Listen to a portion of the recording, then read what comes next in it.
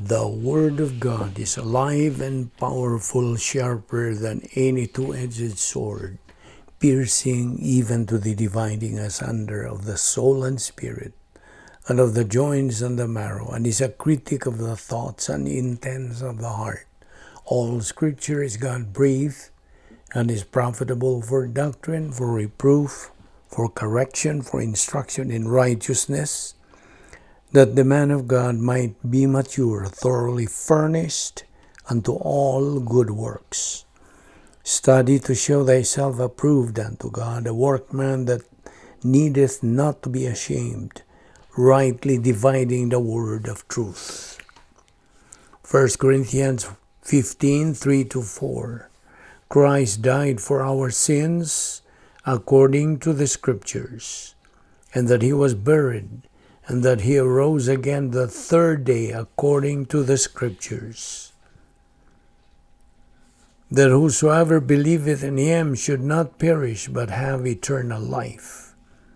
For God so loved the world that he gave his only begotten Son, that whosoever believeth in him should not perish, but have everlasting life. For God sent not his Son into the world to condemn the world, but that the world through him might be saved.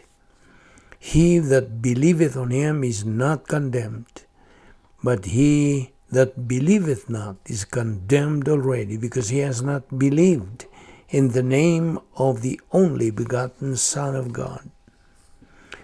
He that believeth on the Son hath everlasting life, and he that believeth not the Son shall not see life, but the wrath of God abideth on him. It is as simple as believe on the Lord Jesus Christ, and thou shalt be saved. The next few moments are devoted to silent prayer. You have the privacy of your priesthood, the option of rebound if necessary to ensure the filling of the Holy Spirit for the perception and metabolization of Bible doctrine. You also have the opportunity of blotting everything else out except concentration on the teaching of the Word of God. In preparation for our study, let us pray.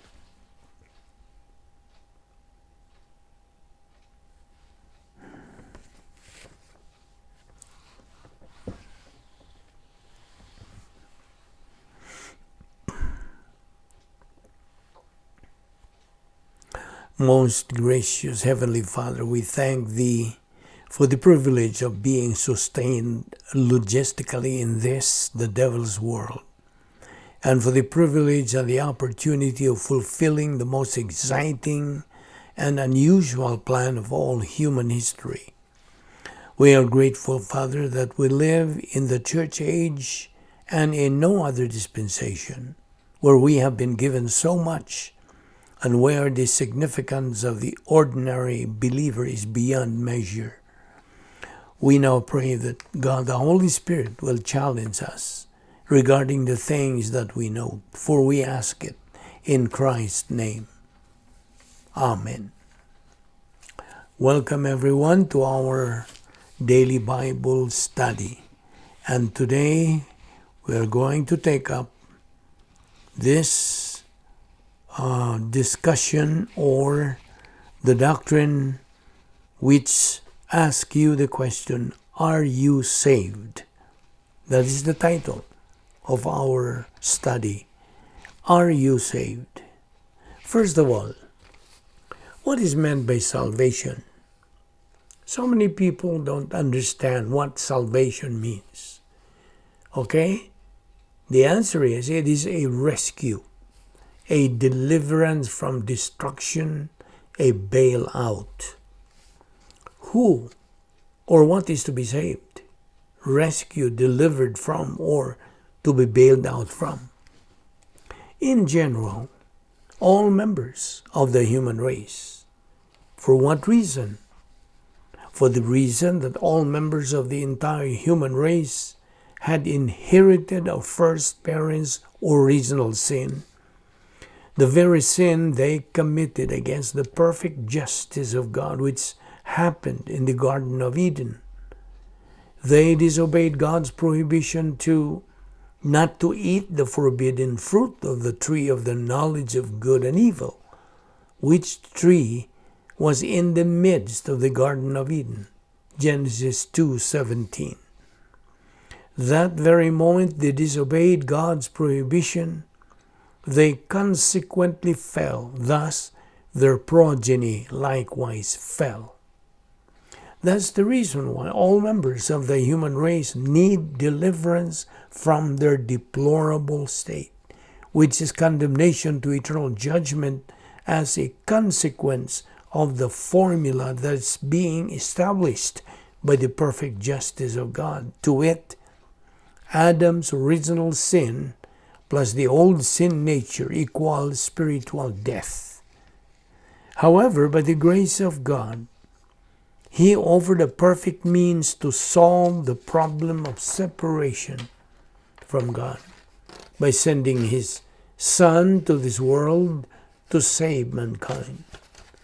Hence, in Genesis 3:15, we can see how God delineated this work of His Son, the Lord Jesus Christ, at the cross.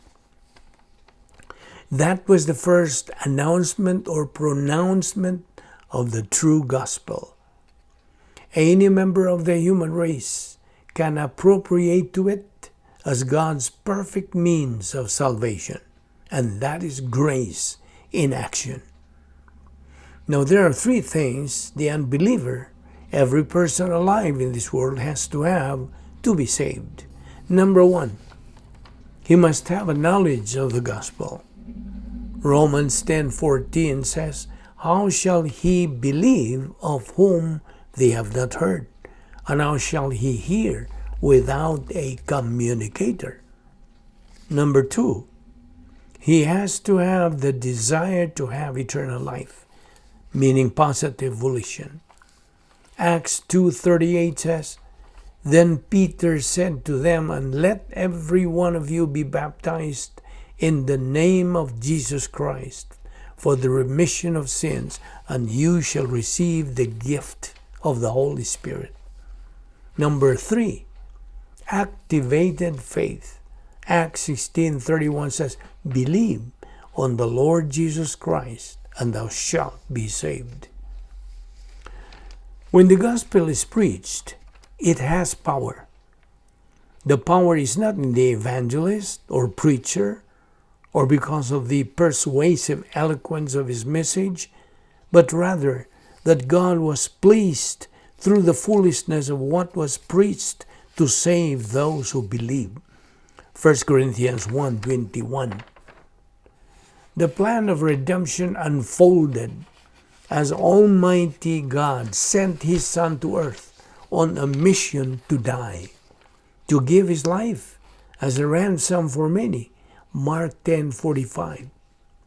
And not simply to die, but to die on a cross in punishment for our sins, so that we might be forgiven and receive the gift of eternal life. To many, that sounds like nonsense. But the Bible says, the message of the cross is foolishness to those who are perishing, but to us who are being saved, it is the power of God. 1 Corinthians 1:18. A person's attitude towards Christ determines his eternal future. To believe in Christ, eternal life. To reject Christ, eternity in the lake of fire. Now, the lake of fire is the final destination of the devil and his angels, and that's where unbelievers go. In the last judgment, or the great white throne judgment, Matthew 25:41 says, "Then he," meaning God the Father, "will say to those on his left, 'Depart from me, you who are cursed, into the eternal fire prepared for the devil and his angels.'" Because you, unbeliever, used your negative volition by rejecting Christ as your Lord and Savior, Revelation 20:15 says, "The sins your name cannot be found written in the Lamb's book of life, for rejecting Christ as Savior, you are to be thrown or cast into the lake of fire, where there is total darkness forever, total loneliness forever, total suffering forever, eternal unhappiness, eternal frustration, eternal exasperation or anger, no chance of escape. Hence, unbelievers are eternal losers. A person who rejects Christ is his own worst enemy. The worst inconceivable way to die is to die as an unbeliever.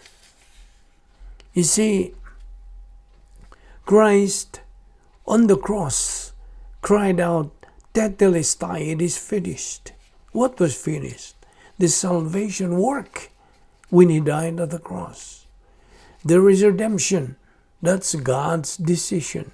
But forgiveness is man's decision. Now, faith alone in Christ alone is this true salvation. All pre-salvation sins are forgiven. When a person who hears the gospel and believes in it, believe in Christ as his Lord and Savior, because the only basis of salvation is faith alone in Christ alone, all his pre-salvation sins are forgiven. But all post-salvation sins are forgiven by rebound. 1 John 1:9, if we acknowledge our sins, he is faithful and just to forgive us our sins and to cleanse us from all unrighteousness.